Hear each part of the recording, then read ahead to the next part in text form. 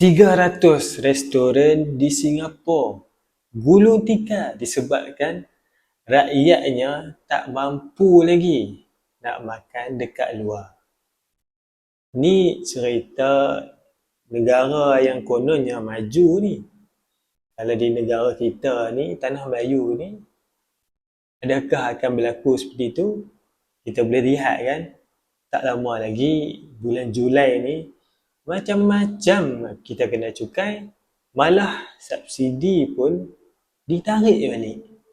Ini negara jiran, negara yang kononnya maju, kan duitnya, nilai mata wangnya tinggi, kos sara hidup pun mestilah tinggi, betul tak?